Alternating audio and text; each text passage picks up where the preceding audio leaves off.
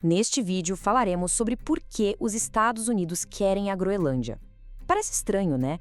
A maior ilha do mundo, basicamente um enorme bloco de gelo, porque de repente ela se tornou uma das peças mais desejadas no xadrez geopolítico mundial.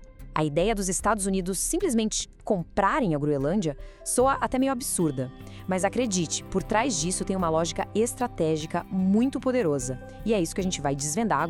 Então a gente chega na pergunta de $1 milhão. O que tem nessa ilha de gelo que a torna tão, mas tão valiosa? A resposta, olha, tá bem debaixo da superfície. E eu posso garantir uma coisa, não é só gelo não. Para a gente entender essa história toda, vamos analisar a questão com base em 4 pilares estratégicos e uma grande consequência. Primeiro, o papel da ilha como um escudo geográfico. Depois, o tesouro tecnológico que está escondido lá. Em seguida, as novas rotas e riquezas que o degelo está liberando. E claro, como tudo isso se encaixa no jogo das grandes potências. E por fim, a gente chega no grande obstáculo, o preço da soberania. Beleza, então vamos começar. O primeiro pilar é pura geografia e estratégia militar. A Groenlândia é, sem nenhum exagero, a primeira linha de defesa do Ocidente. E o motivo para isso é uma coisa bem simples, é geometria pura da era nuclear. Pensa num globo terrestre.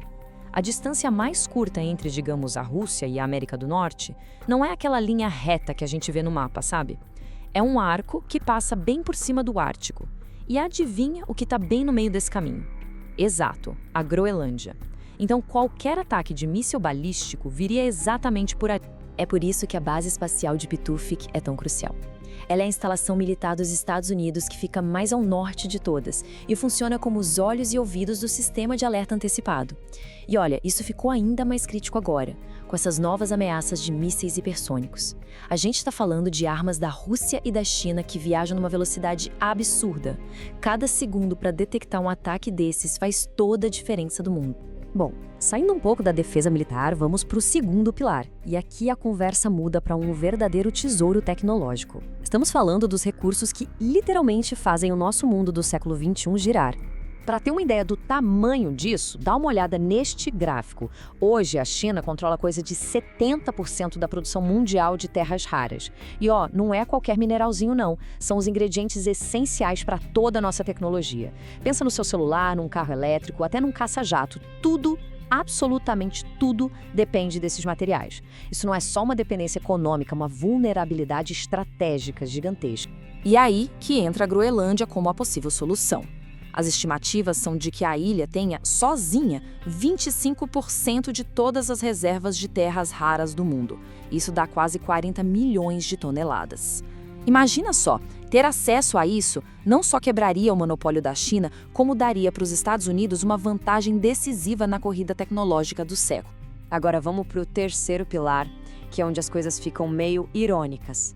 Porque é uma crise ambiental, o aquecimento global, que está, paradoxalmente, abrindo um leque de oportunidades econômicas gigantescas na região.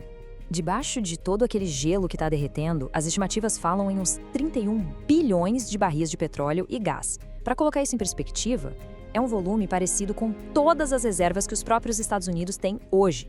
É uma quantidade de energia absurda, só esperando lá. E a riqueza não está só debaixo da terra, não. O degelo está abrindo literalmente novos caminhos no mar. Uma viagem de navio da Europa para a América do Norte, passando pelo Ártico, pode ser até 40% mais curta do que pela rota tradicional lá pelo Canal do Panamá.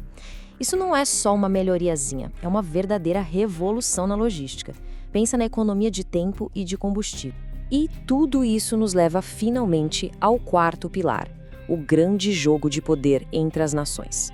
Porque a Groenlândia não é só um prêmio isolado, ela é uma peça-chave para conter a influência de adversários bem no topo do mundo.